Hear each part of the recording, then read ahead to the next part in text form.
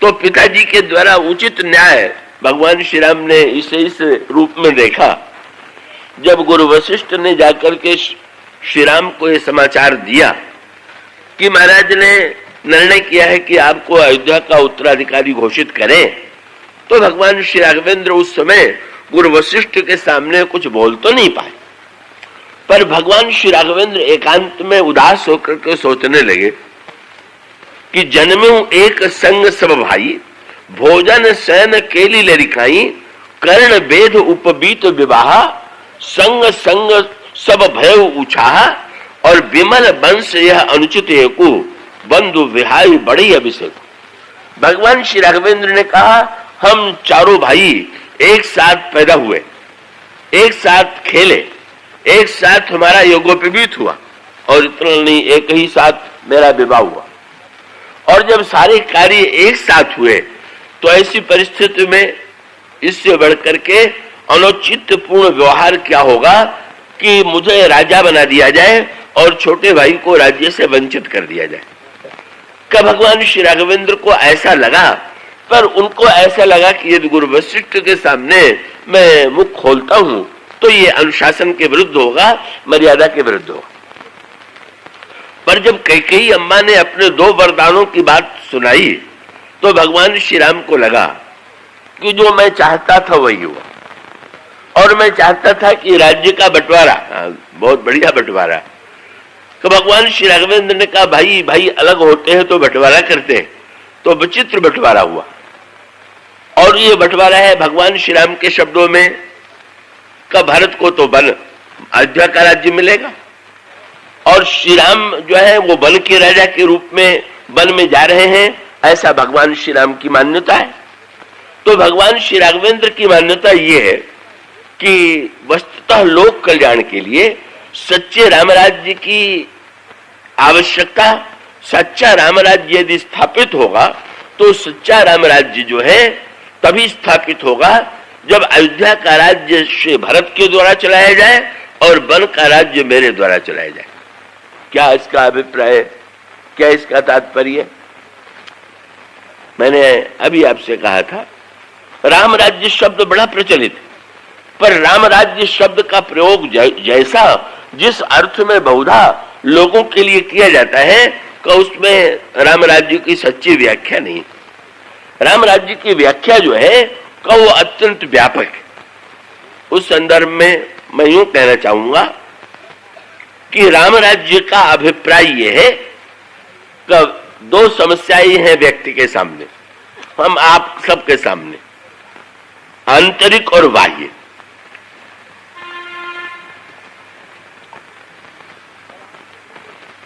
और आप देखते हैं कि कुछ लोग तो ऐसे हैं कि जो व्यक्ति जो है जिनके जीवन में बाह्य वस्तुओं की का भी अभाव है, जिसके पास रोटी न हो, वस्त्र न हो, रहने के लिए स्थान न हो, का वो व्यक्ति तो बेचारा बाह्य दरिद्रता और अभाव से संत्रस्त है ही।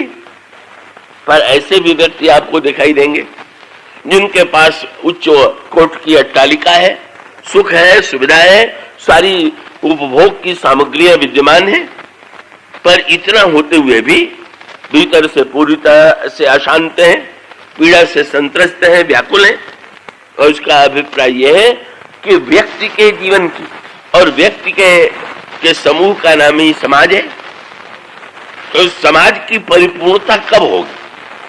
अगर बहिरंग सुख की सामग्री का अभाव हो, दरिद्रता हो, तो भी व्यक्ति जो है सुखी नहीं हो सकता। इसलिए रामचरितमानस में काकभूषुंड जी से गरुड़ ने जब प्रश्न किया कि सबसे बड़ा दुख क्या है, तो उन्होंने यही कहा कि नहीं दरिद्र सम दुख जगमाए, दरिद्रता से बढ़ करके कोई दुख नहीं। तो बिल्कुल ठीक है। और ऐसी स्थिति में जब तक बाह्य दरिद्रता नहीं मिट जाती तब तक व्यक्ति के जीवन में सुख, दरिद्रता बहिरंग दृष्टि से इसका अभिप्राय यह है जब तक व्यक्ति की आवश्यकताओं की पूर्ति नहीं होगी तब तक व्यक्ति के जीवन का बहिरंग दुख नहीं मिटेगा। पर बहिरंग दुख मिट जाना ही सब कुछ है क्या? इसका अभिप्राय यह है कि जिनके जीवन में का वो जो प्रसंग उमाशंकर जी के द्वारा कहा जा रहा है, उसमें सांकेतिक भाषा में एक वाक्य जब वर्णन आता है कि हनुमान जी लंका में पहुंचते हैं और लंका के स्वर्ण अट्टालिकाओं में हनुमान जी सीता जी को ढूंढते हैं, तो सीता मूर्तिमती शांति है। लंका में सुख की पराकाष्ठा है। सुख के लिए जितनी वस्तुओं की आवश्यकता है लंका में वो सारी वस्तुएं विद्यमान। बल्कि ये कहा गया कि लंका में 10 वस्तुओं में उन्नति ही उन्नति हो रही। और जो 10 नाम गोस्वामी जी ने गिनाए आपने वो पढ़ा होगा। गोस्वामी जी कहते हैं सुख, संपत्ति, सुत, सेन, सहाई, जय, प्रताप, बल, बुद्धि बढ़ाई, सब दिन प्रतिदिन बढ़त जाई। ये जो 10 वस्तुएं हैं का निरंतर लंका में इनकी उन्नति हो रही। और उसका अभिप्राय यह है कि जहां तक भौतिक सुख की सामग्री का संबंध है, लंका में उसका निरंतर अतिरेक ही है और उसकी पराकाष्ठा है। किंतु हनुमान जी जब लंका की अट्टालिकाओं में घुस करके ये देखते हैं कि श्री सीता जी कहीं है कि नहीं है, तो हनुमान जी का तात्पर्य क्या है? हनुमान जी का अभिप्राय है कि सीता मूर्तिमती शांति रूपा है। हनुमान जी मानो ये ढूंढना चाहते थे कि जहां सुख की सारी सामग्री विद्यमान रहती है वहां कहीं भीतर शांति भी है कि नहीं। और उन्होंने देख लिया कि लंका के किसी घर में शांति नहीं है और अंत में उन्होंने सोचा कि शायद रावण सबका स्वामी है, वहीं पर शांति रूपा सीता विद्यमान हो। पर जब शांति रूपा सीता वहां भी विद्यमान नहीं है तो इसका अभिप्राय है कि उच्च से उच्च कोटि के का जो समृद्धशाली व्यक्ति है उनके जीवन में भी शांति का भाव। तो अब आप संकेत के रूप में देखें, राम राज्य में सूत्र क्या है कि जब सिंहासन पर भगवान राम सिंहासन पर पहले नहीं बैठे। रामायण में एक क्रम है। महाराज श्री दशरथ ने जिस सिंहासन पर श्री राम को बैठाने की योजना बनाई थी का भगवान श्री राम की सिंहासन पर बैठे, पर अंत में बैठे। और उस ये जो भगवान श्री राम की यात्रा है, उस यात्रा में भगवान राम ने क्रमशः अनेक आसनों पर भगवान श्री राम बैठे और सब आसनों पर बैठने के बाद तब कहीं अंत में भगवान श्री राम जो है अयोध्या के राज सिंहासन पर बैठते हैं। जैसे का अयोध्या के राज सिंहासन का परित्याग करके भगवान श्री राम बन गए और वन में जब वो चित्रकूट में उन्होंने निवास किया तो भगवान श्री राघवेंद्र के लिए जो सिंहासन बनाया गया बड़ा अनोखा। जब भगवान श्री राघवेंद्र बन जाने लगे और वस्त्र और आभूषण उतार करके उन्होंने वलकर वस्त्र धारण कर लिया तो कौशल्या अम्बा की आंखों में आंसू आ गया। उन्होंने कहा, राम तुमने तो ये कहा था कि तुम्हें पिताजी ने जंगल का राज्य दिया है, राजा तो सिर पर मुकुट धारण करता है और तुम कैसे राजा बनने जा रहे हो कि जिसको मुकुट उतार करके राज्य संभालने के लिए जाना पड़ रहा है। भगवान श्री राघवेंद्र ने यही कहा कि मां, जहां जैसी प्रजा हो राजा को भी वैसे रहना चाहिए। अयोध्या की प्रजा जो है का मुकुट सिर पर धारण करती है, इसलिए यहाँ के राजा के सिर पर मुकुट हो तो शोभा। पर मैं तो वन का राजा बनाया गया हूं, न हमारे वनवासी मुनियों के सिर पर स्वर्ण मुकुट होता है और न तो कोल किरातों के सिर पर कोल मुकुट होता है। इसलिए मां, वन के राजा का स्वरूप तो वही होना चाहिए जो वन की प्रजा का स्वरूप का भगवान श्री राघवेंद्र। और इसी प्रकार से का भगवान श्री राघवेंद्र ने कहा था कि पिताजी ने मुझे जंगल का राज्य दिया, तो जंगल पर भगवान राम का पहला राज्य चित्रकूट में बना। तो चित्रकूट में राज्य जब बना तो भगवान राम सबसे पहले किस आसन पर बैठे, ये गोस्वामी जी का सांकेतिक क्रम है। उसका अभिप्राय है सिंहासन पर बैठने से पहले सिंहासन पर कोई व्यक्ति बैठा दिया जाए या बलपूर्वक बैठ जाए।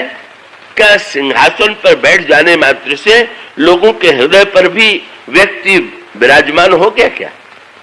तो वस्तुतः जब तक प्रजा के हृदय के सिंहासन पर राजा न बैठे, जब तक हृदय से प्रत्येक व्यक्ति राजा को अपने हृदय में न बैठावे, तब तक तो सिंहासन पर बैठना केवल औपचारिकता मात्र है, दिखावा मात्र है। तो पहला संकेत ये हुआ, देखिए ना, वन के राजा है भगवान श्री राम और वन की महारानी है महारानी सीता। और यहाँ जो आसन बैठाया गया, जो आसन जिस पर भगवान राम चित्रकूट में राजा के रूप में आकर के सबसे पहले विराजमान हुए, वो किसने बनाया? वो स्वामी जी ने कहा महारानी श्री सीता ने स्वयं अपने कर कमलों से उस आसन का निर्माण किया है जिस आसन पर भगवान श्री राम बैठे। गोस्वामी जी वर्णन करते हुए कहते हैं, बट छाया वेदिका बनाई, सिय निज पानी सरोज सुहाई, जहां बैठ मुनिगण सहित। भगवान श्री राघवेंद्र श्री सीता जी ने मिट्टी का सिंहासन, बहुत बढ़िया, वनवासी मुनियों के राजा, वनवासी कोल के रातों के राजा श्री राम बैठते हैं तो सोने और मणि के सिंहासन पर नहीं बैठते हैं, तो वो मिट्टी के आसन पर।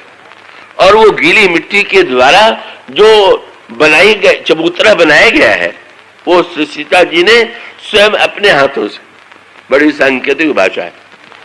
सीता कौन है? ये पृथ्वी की पुत्री, और पृथ्वी के द्वारा ही पृथ्वी के सिंहासन पर पृथ्वी की पुत्री ने केवल इतना किया कि जो आसन श्री राम के लिए बनाया उसमें मृत्तिका में जल डाल करके उसको गीला बना दिया गया, और गीला बना देने के पश्चात का मनोरस का संचार पृथ्वी में पृथ्वी पुत्री ने किया, भक्ति देवी ने किया, और सबसे पहले वट की छाया में वेदिका बनाई गई, और इसी वेदिका पर वन के राजा श्री राम बैठे। और भगवान श्री राम जब बैठते हैं तो यहाँ के राजा की दिनचर्या क्या है? यहाँ के राजा की दिनचर्या का वर्णन करते हुए गोस्वामी जी ने कहा, बट छाया वेदिका बनाई, सिय निज पानी सरोज सुहाई, जहां बैठ मुनिगण सहित, नित सिय राम सुजान, सुनहि कथा इतिहास प्रभु आगम निगम पुराण। विचित्र इसका अभिप्राय क्या कि साधारणतः राजा जब राज सिंहासन पर बैठता है वो आदेश देता है, पर चित्रकूट के वन में बैठने वाले श्री राम जब राजा बने तो आदेश का स्थान उपदेश ने ले लिया। का भगवान श्री राघवेंद्र स्वयं मुनियों के द्वारा उपदेश श्रवण करते हैं, और भगवान श्री राघवेंद्र का अभिप्राय यह है कि सच्चा रामराज्य तब है जब आदेश की बाध्यता न हो करके, आप आदेश और उपदेश के अंतर को तो आप जानते होंगे। आदेश में बाध्यता है, राजा का जो आदेश है वो कानून है और उसका पालन करना होगा, पर उपदेश जो है उसमें कोई बाध्यता नहीं। यहाँ जो कथा हो रही है वो उपदेश का रूप, और इसका अभिप्राय कि उपदेश में कोई कानूनी बाध्यता नहीं है कि प्रत्येक व्यक्ति को कथा में बैठना ही होगा, आना ही होगा, और सुनने के पश्चात भी सुनने वाले को ये स्वतंत्रता है। भगवान कृष्ण का अर्जुन को उपदेश देते हैं, और उपदेश देते हुए कहते हैं, इतिते ज्ञानमाख्यातम गुह्यात् गुह्यतरम तरम मया विमृश्यैतद् अशेषेण यथेक्षसि तथा कुरु। मुझे जो सर्वोत्कृष्ट ज्ञान लगा तुम्हारे कल्याण के लिए मैंने ये बताया, जिसे तुमने सुना तुम सुन करके विचार करो, और जो तुम्हें प्रिय लगे वो करो। और भगवान श्री राम भी अंत में आप संकेत मिलेगा कि जब लौट करके भगवान राम अयोध्या के राज सिंहासन पर बैठे तो राम राज्य में भी गोस्वामी जी ने एक नया सूत्र दिया, और सूत्र क्या? एक बार रघुनाथ बुलाए और गुरु द्विज पुरवासी सभाए। भगवान श्री राघवेंद्र ने अयोध्या के सारे नागरिकों को आमंत्रित किया, वहां पर भी सूत्र वही। चित्रकूट में भी भगवान श्री राम बैठे हुए हैं तो मृत्तिका के आसन पर बैठ करके भगवान मुनियों के उपदेश को श्रवण करते हैं। और अगर आज भगवान श्री राघवेंद्र अयोध्या के सिंहासन पर बैठ गए तो भी भगवान श्री राघवेंद्र सारी प्रजा को निमंत्रित करते हैं, और सारी प्रजा को निमंत्रित करने के पश्चात भगवान राम ने जो भाषण दिया होगा आपने उससे पढ़ा होगा। भगवान राम उपदेश देते हुए, राजा का कार्य आदेश देना है, उपदेश देना नहीं, लेकिन तो भगवान श्री राघवेंद्र जो है प्रजा को उपदेश देते हैं, और उपदेश देते हुए स्वतंत्रता दे देते हैं। भगवान राम कहते हैं, सुनहु सकल पुरजन मम बानी, कहूं न कछु ममता उर आनी, नहीं अनीत नहीं कछु प्रभुताई। इसमें रंच मात्र मेरी कोई प्रभुता नहीं है, ये नहीं समझ लीजिएगा कि राजा के रूप में आप पर मैं कोई बात लाद रहा हूं।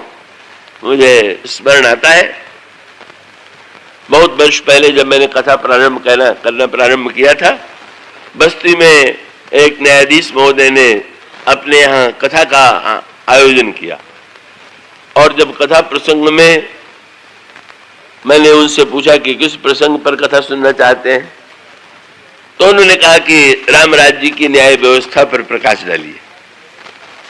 जब उन्होंने ये कहा तो मैंने कथा का प्रारंभ यहीं से किया कि हमारे न्यायाधीश महोदय को ये सुन के शायद बड़ी निराशा होगी कि राम राज्य में एक भी न्यायाधीश नहीं था और न कोई न्यायालय था। उसका अभिप्राय क्या होगा? आप रामायण की जो राम राज्य की परिभाषा में सांकेतिक भाषा है वो ये है कि राम राज्य में न न्यायाधीश है न तो न्यायालय। तो ये प्रश्न है कि 13,000 वर्ष तक राम राज्य हुआ तो कभी कोई मुकदमा आया कि नहीं? तो बड़ी सांकेतिक भाषा है क्या कि 2 ही मुकदमे आए और वो दोनों मुकदमे भगवान श्री राम के सामने आए और दोनों मुकदमों में जो पात्र चुने गए हैं वो बड़े महत्व के, बड़े सांकेतिक। क्या का एक का मुकदमा मनुष्यों 2 मनुष्यों में तो कभी कोई विवाद हुआ ही नहीं और 2 व्यक्ति विवाद करते हुए श्री राम के राज्य में कभी श्री राम के सामने नहीं आए कि आप न्याय कीजिए। हाँ, 2 पक्षी ऐसे थे कि जिनमें स्थान के स्वामित्व को लेकर के विवाद हुआ और दोनों पक्षी जब विवाद हुआ तो उसको लेकर के श्री राम के पास आए और उन्होंने ये कहा कि आप कृपा करके निर्णय दें कि उस वृक्ष पर किसका अधिकार है। तो सांकेतिक भाषा मानो ये थी कि मनुष्य तो संघर्ष और विवाद से इतना ऊपर उठ चुका था कि उसके सामने न कोई विवाद था, न विरोधी को परास्त करने की वृत्ति थी, इसलिए न तो न्यायाधीश की आवश्यकता थी न तो न्यायालय की आवश्यकता थी। किंतु पक्षी शब्द का संकेत ये है कि भाई, और वो पक्षी भी जो चुने गए कोई अच्छा पक्षी नहीं चुना गया। चातक कोकिल विवाद करते आए हों ऐसा नहीं है, कीर चकोर आए हों ये भी नहीं है। कहीं बगुले और उल्लू आता है और कभी गिद्ध और उल्लू आता है। इसका अभिप्राय यह है कि जो साधारण से साधारण कहा जाने वाला पक्षी है, जो मानव जीवन से नीचे है, वो आता है। पर उसे भी श्री राम के न्याय पर इतना विश्वास है कि श्री राम जिसे कहेंगे उसे स्वीकार कर लेगा। और श्री राम ने एक वाक्य में उन्हीं से जिज्ञासा की और भगवान राम ने निर्णय किया और दोनों पक्षियों ने उसे स्वीकार कर लिया। और दूसरा संदर्भ जो आता है न्याय का, वो न्याय का आता है कि एक कुत्ता भगवान राम की सभा में, कैसी अनोखी बात, व्यक्तियों को न्याय मिलना कठिन हो जाता है, पर जहां गिद्ध और उल्लू को भी न्याय मिले और जहां एक कुत्ता भी का भगवान राम के यहाँ आकर के ये अपनी समस्या रखे और उस कुत्ते ने भगवान श्री राम से कहा कि ब्राह्मण का नाम लेकर के कि उन्होंने मार्ग में चलते हुए मेरे ऊपर लाठी से प्रहार कर दिया। भगवान राम ने जब ब्राह्मण को निमंत्रित किया तो ब्राह्मण ने भी स्वीकार किया कि हाँ, उस समय किसी कारण से मैं का आवेश की स्थिति में था, इसीलिए मैंने लाठी चला दी, ऐसी भूल मुझसे हुई। तो दूसरी कथा का भी बड़ा महत्वपूर्ण पक्ष, भगवान ने स्वयं न्याय नहीं किया, तब भगवान राम ने कुत्ते को ही न्यायाधीश बना दिया। बड़ी विचित्र बात। भगवान को विश्वास है कि ना मेरे राज्य में कुत्ता भी जो करेगा वो बिल्कुल उचित ही न्याय करेगा। भगवान ने कहा तुम्हारा अपराध ब्राह्मण ने किया है, इसलिए न्याय तुम करोगे। वैसे आगे चल करके कथा जो आती है वो बड़ी व्यंग्यात्मक है। कुत्ते ने कहा कि मैं यही चाहता हूं कि ब्राह्मण को कालिंजर मठ का महंत बना दिया जाए। अब लोगों को आश्चर्य जरूर हुआ कि विचित्र न्यायाधीश निकला जो आया था दंड दिलाने के लिए और पुरस्कार दिला दिया। पर कुत्ते ने बड़ी व्यंग्यात्मक भाषा में कहा कि पहले मैं उसी मठ का महंत था और वहां की संपत्ति का मैंने दुरुपयोग किया तो मुझे कुत्ता बनना पड़ा, और ये भी लगता है नियंत्रित स्वभाव के नहीं है तो जरूर यही कुछ करेंगे, इसलिए ऐसा मैंने कहा है। तो इस कथा का अभिप्राय यह है कि श्री राम राज्य का अभिप्राय न्याय व्यवस्था की श्रेष्ठता नहीं है, जहां पर न्याय व्यवस्था की आवश्यकता ही न हो। न कानून है, न तो कानून को क्रियान्वित करने के लिए कोई आदेश है। का भगवान श्री राघवेंद्र स्पष्ट कह देते हैं, मैं स्वामी के रूप में आपसे ये बात नहीं कह रहा, नहीं अनीति नहीं कछु प्रभुताई, और कहूं करहु जो तुम्हें सुहाई। मैं तुमसे कहता हूं और आपको जो प्रिय लगे वो आप कीजिए। मानो भगवान श्री राघवेंद्र एक नया सूत्र देना चाहते थे, और उस सूत्रात्मक परंपरा का अभिप्राय यह है कि भगवान श्री राघवेंद्र क्रमशः वन में यात्रा करते हैं। वन में यात्रा करते हुए मृत्तिकासन पर बैठते हैं। रावण के कुशासन को मिटाने के लिए भगवान राम कुशासन पर बैठते हैं, और कुशासन को पर बैठने के पश्चात भगवान जब लंका में जाते हैं